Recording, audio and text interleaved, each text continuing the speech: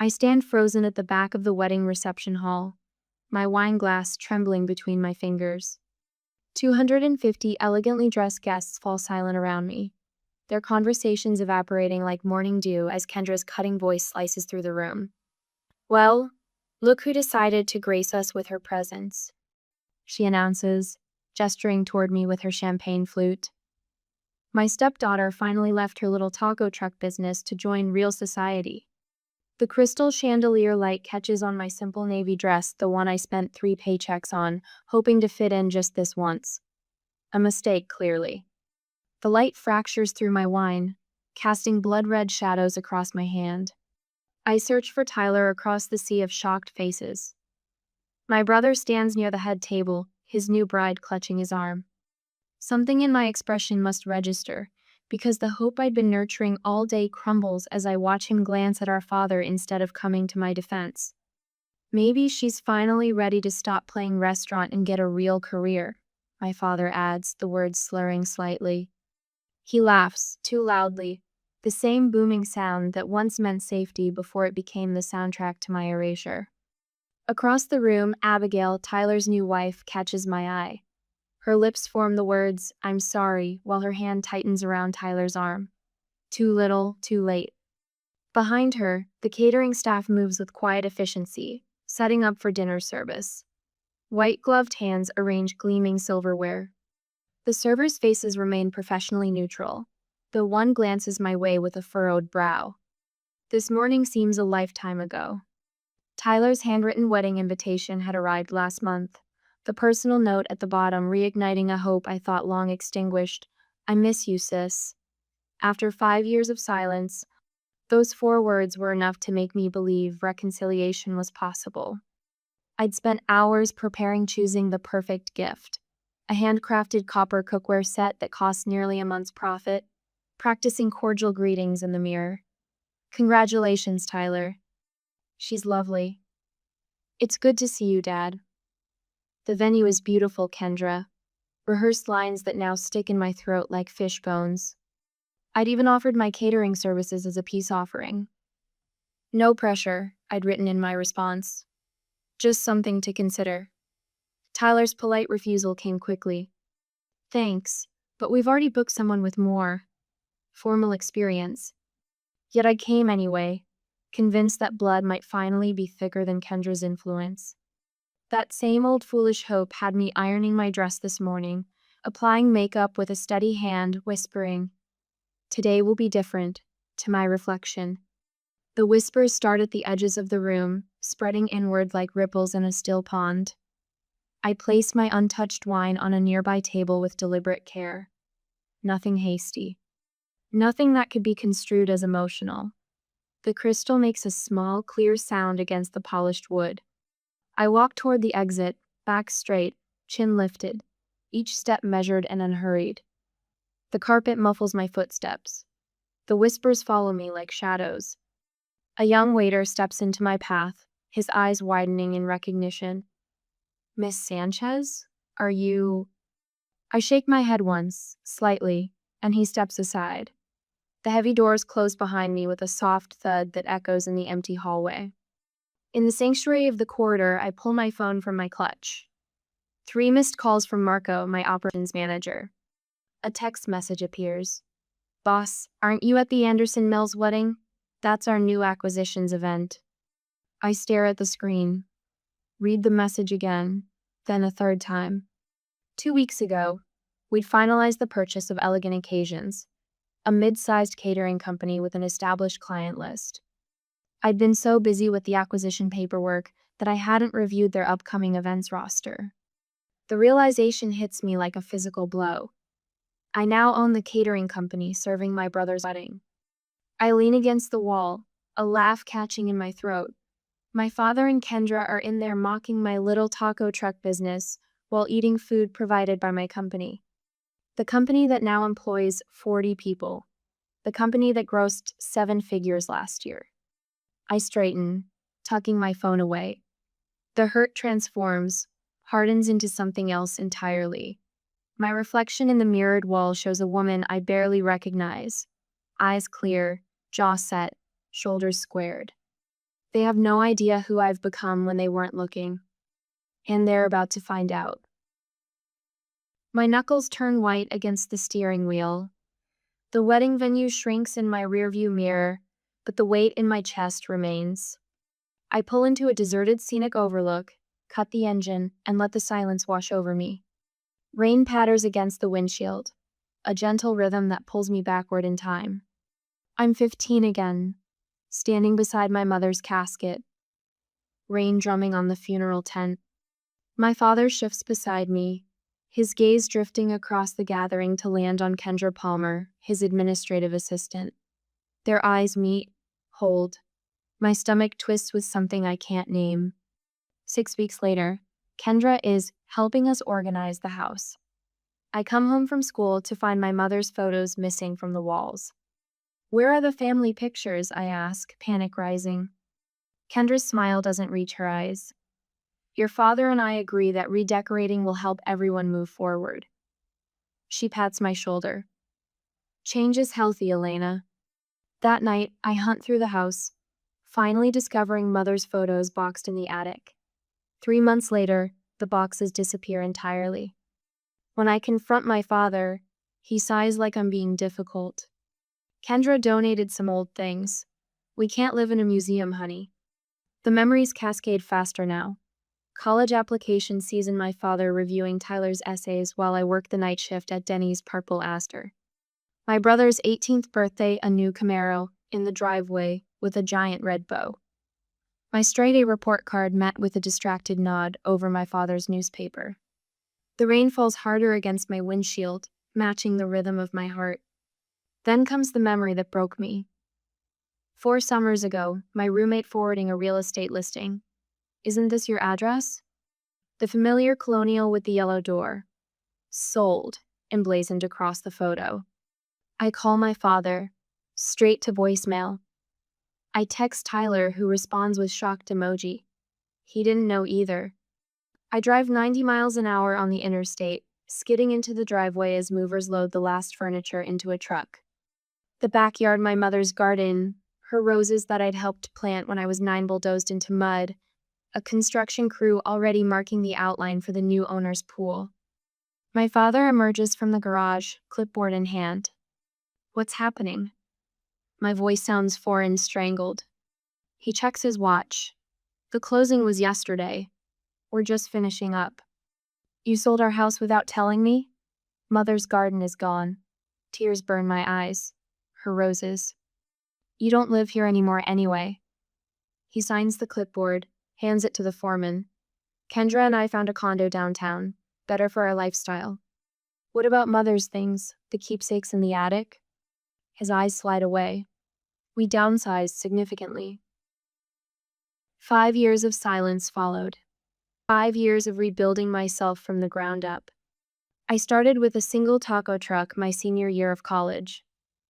Worked 18-hour days, slept on a cot in my apartment's walk-in closet to save on rent.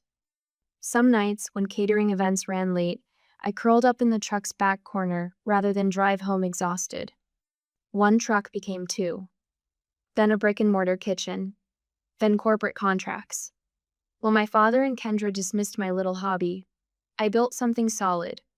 40 employees now depend on me. 7 figures in annual revenue. At every family gathering I wasn't invited to, Kendra would send messages through mutual acquaintances. "How's the cute food truck hobby going? Still playing chef?" My phone buzzes against the passenger seat, jolting me back to the present. Marco's name flashes on the screen. "Boss, you still there?" His voice sounds concerned. I pulled the contract. Elegant Occasions finalized the acquisition 3 weeks ago. It's legally under Elevated Events now. "Send me the contract terms." "Already did. Check your email." Marco hesitates. "Elena, I saw the security footage from the venue. The audio-visual team uploads it automatically to our system for event documentation." My stomach drops. "You saw what happened?" "Everyone did, the staff is." He searches for words. "They're pretty upset on your behalf." The email notification chimes. I open the attachment, scanning until I find it. Clause 8.3. termination rights in cases of discriminatory treatment of ownership or staff. My phone buzzes again. Nina, my attorney since the food truck days, responding to my emergency text. Contract is ironclad, she writes. Discriminatory comments about business owner constitutes grounds for immediate service termination. Venue's security footage provides evidence. I stare at the rain-blurred lights of the city below. The wedding coordinator, Jaime, had recognized me at the reception. The subtle widening of her eyes, the quick professional recovery. Now it makes sense she's worked with elegant occasions for years. My finger hovers over Marco's number. One call could halt the entire reception dinner. No main course, no cake, no service staff. Part of me, the 15-year-old watching her mother's photos disappear, the college student working 3 jobs, the daughter finding her childhood home sold without warning, wants to make that call. But another part hesitates. Tyler's note. I miss you, sis. Maybe there's still a chance to rebuild.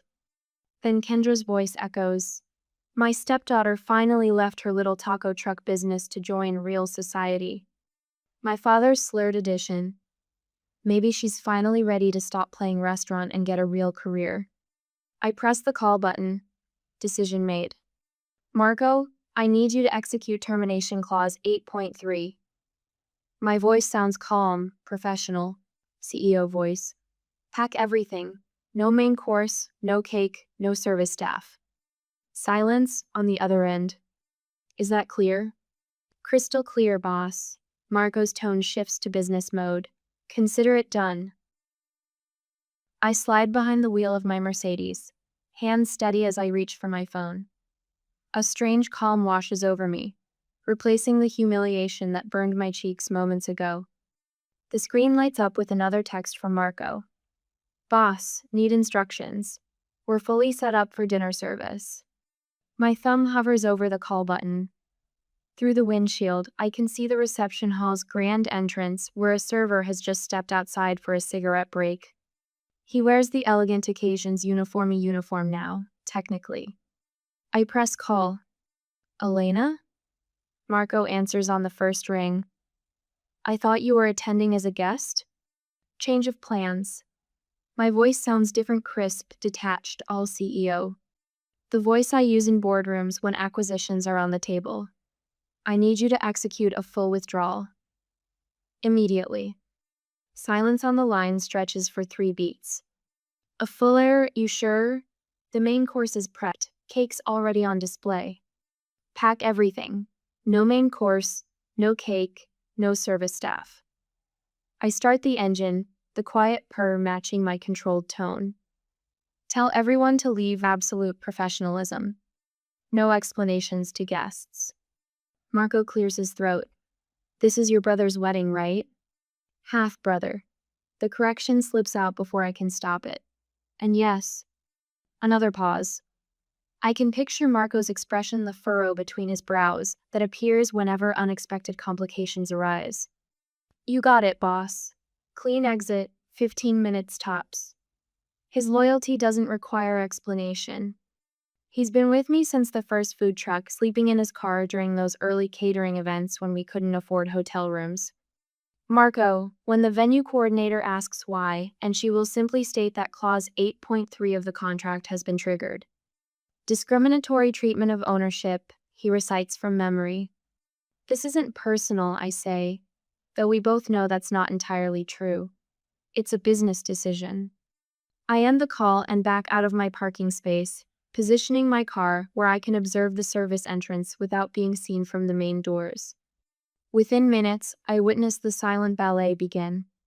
White uniformed staff exit in small groups, carrying covered trays and equipment with practiced efficiency. The wedding cake, a 4-tier monstrosity that Kendra probably chose for the Instagram photos, disappears into the back of our largest refrigerated truck, carefully boxed. A text from Marco flashes on my screen. Venue coordinator intervening. Handled professionally. I can imagine the scene inside. The coordinator's growing panic as she realizes what's happening. Kendra's confusion turning to outrage. My father's demands falling on the deaf ears of venue staff, who have no authority to stop this. Another text. Tables being cleared now, minimal disruption. I zoom in on my rearview camera as one of our newer hires, Javier. I think his name is, loads the last of the crystal champagne flutes into a padded case. His movements are quick but careful, nothing rushed or dramatic. No one watching would realize this is anything but standard procedure. My phone buzzes persistently now. A call from an unknown number, likely the venue. Decline. A text from Tyler. What the hell is happening? Ignore. The wedding coordinator. Emergency, caterer leaving, call me. Delete. I pull away from the venue, driving toward the hill country outside the city. The sunset paints the sky in colors my mother would have loved, deep pinks fading to purple. She taught me to appreciate these moments, to find beauty even when life felt fragile. The sky never forgets to change, Elena, she'd say during her final months. Remember that nothing stays the same forever. 10 miles from the venue, I pull into a scenic overlook. The city glitters below, distant and small. My phone continues its symphony of alerts. The weight I've carried for years, the dismissals, the casual cruelty, the erasure from my own family narrative doesn't exactly lift. But something shifts inside me, subtle yet profound. This wasn't a screaming match or a dramatic scene, just business consequences for personal disrespect. For the first time in years, a genuine smile forms on my lips. Small, but real. I take out a business card, the new ones, with the embossed logo that took 6 design revisions to perfect, and write on the back. Contract terminated per clause 8.3, discriminatory treatment of ownership. My phone rings again, Tyler this time. I silence it and pull back onto the road, heading home. By now, 250 hungry guests are wondering where dinner went. Kendra is likely in full crisis mode. My father, never one to handle unexpected challenges soberly, is probably at the bar. None of them know who actually pulled the plug. The name Elevated Events Catering appears on the contract, not Elena Sanchez, estranged daughter and sister. The business was registered under my corporation, with Marco as the signatory on this particular event. The connection is there, but requires actual interest in my life to discover something my family has never demonstrated. As I navigate the evening traffic, the calls continue, growing increasingly desperate. Tyler, the venue, unknown numbers, and finally, my father. Years ago, that last one would have sent me into a spiral of anxiety and hope. Now, I simply connect my phone to the car speakers and let box cello suite number 1 drown out the notifications. Sometimes the loudest statement is the one made in silence. I turn onto my street, where my condo building rises against the darkening sky. The doorman nods as I pull into my reserved spot. He doesn't know about my evening, about the power shift that occurred without a single raised voice. "Evening, Miss Sanchez," he says, opening my car door. "Everything all right? You're home earlier than you mentioned this morning." "Everything's exactly as it should be, Frank," I answer. And for the first time in a very long time, I mean it. Sunlight streams through my kitchen window, casting honey gold patterns across the marble countertop. The coffee maker hisses and bubbles, a comforting morning ritual untouched by yesterday's chaos. My hands remain steady as I pour the dark liquid into my favorite mug, the one with hand-painted lilies that Mom gave me on my 15th birthday. My phone vibrates against the counter for the 19th time this morning. The screen illuminates with Tyler's name, joining the parade of missed calls and unread texts that began at dawn. I take a deliberate sip of coffee before finally glancing at his message. "Someone sabotaged our wedding. The caterer just disappeared. Dad's lawyer is involved. Call me back." The corner of my mouth twitches. I scroll through the digital avalanche, each message more frantic than the last. Kendra's text glows with barely contained rage. "Your father is furious about the wedding disaster. Good thing you weren't responsible. Wouldn't want to further disappoint him." Even now, she can't resist the barb. I play Dad's voicemail on speaker, his words slurring together like wet cement. Those criminal caterers. Breach of contract. Sue them into the ground. My golf buddy Jeff handles corporate litigation. I silence the phone mid-rant, the calm in my chest surprising me. The family group chat explodes with notification a digital wildfire of blame and outrage. Has anyone tracked down the company owner? Dad demands. I'm organizing the guests to write reviews, Kendra chimes in. We need to destroy their reputation like they destroyed our special day. Between their fury, a smaller voice appears, Tyler's new wife, Abigail. Maybe we should understand what happened before we attack them. Could there have been a misunderstanding? Her reasonable question vanishes beneath Kendra's response. No misunderstanding. They humiliated us in front of everyone who matters. I forward screenshots of everything to Martina, my lawyer. She responds within minutes. Security footage received from venue. Excellent documentation of the discriminatory treatment. The termination clause was textbookable. A tiny smile forms as I imagine her methodical approach. Martina had practically clapped when I showed her the venue's security footage yesterday evening. Kendra's theatrical mockery of my little taco truck business captured in high definition. My father's slurred reinforcement clearly audible. Your company's reputation remains spotless. She adds, 47 five-star reviews and not a single contract violation in 5 years. The evidence supports your position completely. My phone pings with a private message from an unexpected source, Mrs. Goldstein, Dad's longtime neighbor. Elena, I saw how they treated you at the wedding. Disgraceful at their age. Your mother would be horrified. I've watched you build that business from nothing while they dismissed you. Some might call this karma. 3 more supportive messages appear from guests who witnessed my humiliation. Then, most surprising of all, a text from Abigail. I'm so sorry about yesterday. This isn't what I wanted for our family's frame. I set my phone down, needing a moment to process this shift. 5 years of silence, and suddenly everyone has something to say. Marco calls while I'm refilling my coffee. Boss, you should know something, he begins, voice careful. Mrs. Anderson. Mills is organizing some kind of review campaign, but it's backfiring. 3 guests from yesterday's event have already called requesting quotes for their own functions. They were impressed with what they saw before. Well, before the service ended. I lean against my kitchen counter. And Kendra has no idea who owns Elegant Occasions? None. Your father's lawyer sent a threatening letter addressed to management. Should I forward it to Martina? Yes, I say, watching a hummingbird hover near my balcony flowers. Send everything. After we hang up, I check the family chat again. The tone has subtly shifted. Someone in aunt perhaps has asked my father if Elena was at the wedding. Another voice questions why the catering staff left so abruptly. The narrative Kendra tried to control begins to fray at the edges. My laptop chimes with an email from Martina containing a draft response to my father's legal threats. The offer? 40% refund, conditional on a signed NDA, and release of all claims. Her note reads, this acknowledges their inconvenience while maintaining your legal position. They'll take it. I close the laptop without responding immediately. There's no rush. For once, I hold all the cards in this family game. The coffee tastes particularly rich this morning as I gaze out at the city skyline. 5 years ago, I slept in my taco truck to save money. Today, I run a company that makes my father's lawyer nervous. These thoughts should feel like victory.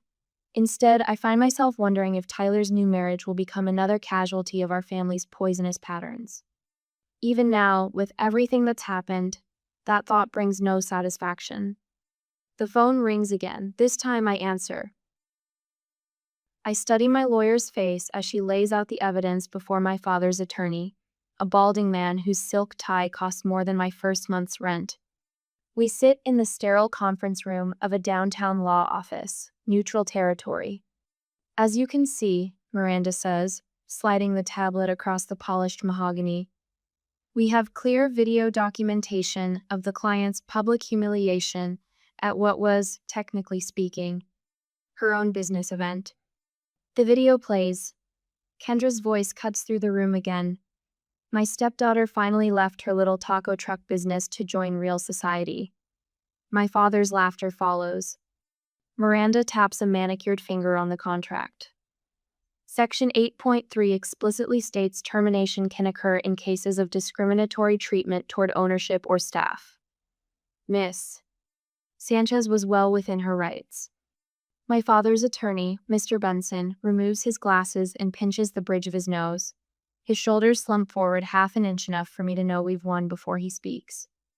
Given the circumstances, he says carefully, accepting the settlement offer would be advisable. The power has shifted. 5 years of dismissal, and now they sit across from me, negotiating on my terms. Across town, Kendra works the phone like a politician facing recall. My phone buzzes with texts from family friends suddenly interested in my side of the story. Elena, darling, I always told your father how impressed I was with your business acumen, writes Aunt Patty, who once asked if I needed money for real clothes at Thanksgiving dinner 3 years ago. Kendra says she's been your biggest cheerleader. Is that true? Asks my father's golf partner's wife. I set my phone face down on my desk and turn to the window. My company's name stretches across the parking lot sign, Elevated Events Catering. Not a taco truck in sight, though I keep the original restored in our headquarters lobby. A reminder. Miranda enters with coffee and arches an eyebrow. Kendra called me directly. Offered to smooth things over woman to woman. Said you were always too sensitive about constructive criticism. I snort. What did you tell her? That I bill $400 an hour for smoothing. Miranda's lips twitch. She hung up. Tyler sits in my waiting room when I return from lunch. His face is drawn, eyes rimmed with sleeplessness. The honeymoon to Bali postponed, according to the society pages. You could have told me, he says when I invite him into my office. I gesture to the leather chair opposite my desk. Would you have believed me? He shakes his head, looking around at the awards lining my walls, the framed magazine feature calling me Dallas's catering wonderkind. Abigail gave me an ultimatum, he admits. Set boundaries with them, or he trails off, twisting his wedding band. I found photos, he continues after a long silence. In Dad's study, all those pictures Kendra said were lost in the move. His voice catches. Mom holding you at the lake. Your quinceañera. All of them. Hidden, not lost. Something breaks loose inside my chest. Not a dam, more like a single brick dislodging from a wall I've maintained for years. She wanted you to forget her, Tyler says. I let her do that. I'm sorry, Elena. 2 days later, we gather at Miranda's office. My father signs the NDA with a fountain pen that scratches loudly in the silence. Kendra's face remains frozen in fury beside him. The matter is settled, Miranda announces. Elegant Occasions remains under Elevated Events ownership. No further legal claims will be pursued by either party. The incident will not be discussed publicly. The settlement costs me nothing but saves their pride. I didn't want their money. I wanted acknowledgement. The documents contain no apology, but signatures speak their own truth. Kendra opens her mouth. My father touches her wrist in warning. She snaps it shut. Elena, my father begins, his voice uncertain. I stand, gathering my portfolio. The documents cover everything necessary. The words come out steady, professional. I extend my hand. He stares at it for 3 seconds before shaking it briefly. Business concluded. Tyler awaits me in my headquarters 2 weeks later. I give him the tour myself, the industrial kitchens, the tasting rooms, the fleet of catering vans emblazoned with our logo. Jesus, Lena, he whispers, using my childhood nickname for the first time in years. 7 figures, 40 employees, all this while they were. He trails off, staring at the original taco truck displayed proudly in our lobby. While they were telling everyone I was playing restaurant, I finish for him. Yes. He slumps into a chair in my office, running a hand through his hair. Kendra's been moving money, since before the wedding, Dad's retirement accounts, the house equity. I wait, saying nothing. I think that's why she pushed so hard for me to marry into Abigail's family, he continues. Connections, money, it was never about love. And now? Now Abigail and I are looking at houses in Austin. His smile reaches his eyes. Fresh start. Away from all of it. I nod, feeling neither triumph nor vindication, just quiet affirmation of what I've known all along. That sounds healthy. The Anderson Family Charity Gallery, newest client, bustles around me. I move through the crowd in a simple black dress, overseeing my staff with unobtrusive signals. 3 society matrons, who once ignored me at Kendra's garden parties, now compete for my attention. Elena, darling, we must talk about my daughter's wedding. Mrs. Whitfield gushes. I smile graciously and pass her my business card. My events coordinator would be delighted to set up a consultation. Across the room, Tyler and Abigail enter, making their first public appearance since the wedding disaster. Abigail spots me and weaves through the crowd, Tyler following. Beautiful event, she says, genuine admiration in her voice. Your staff is incredible.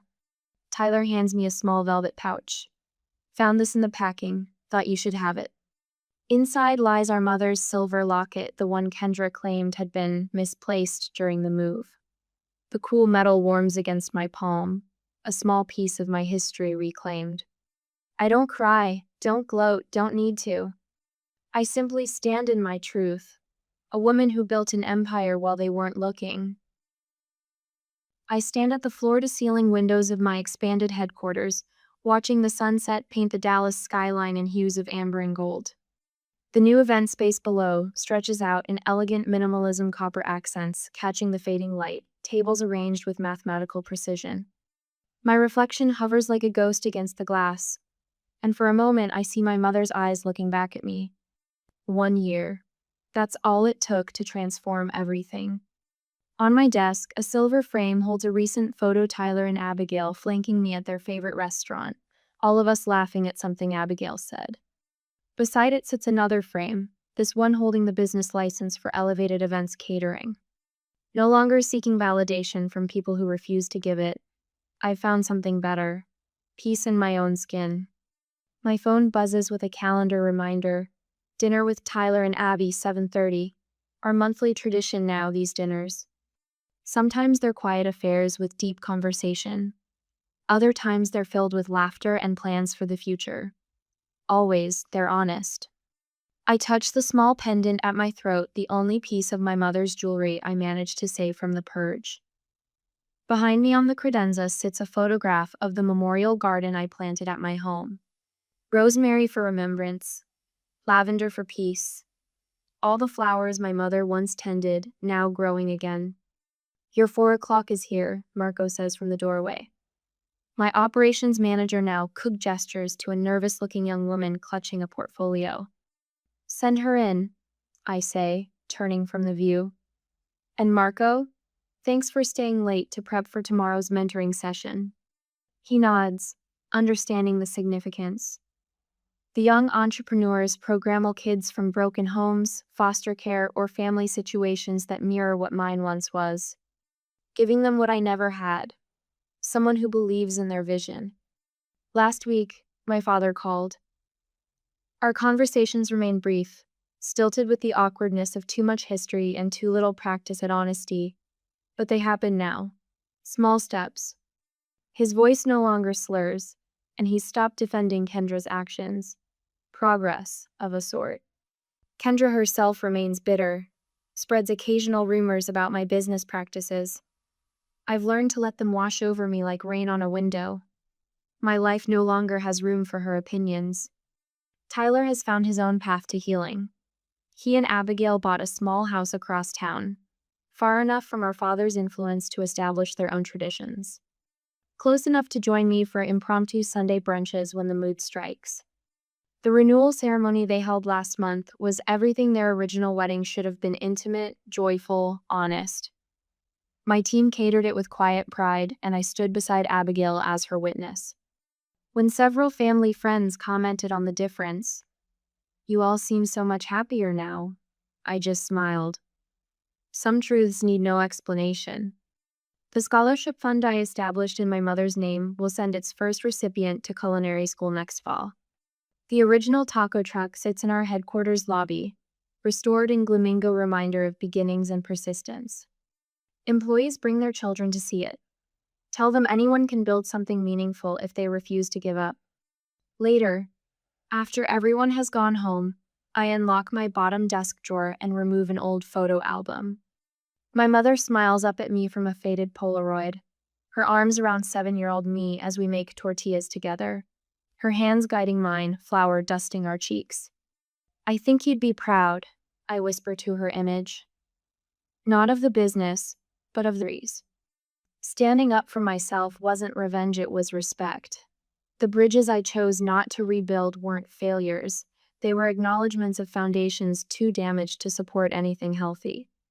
I close the album and place it back in the drawer.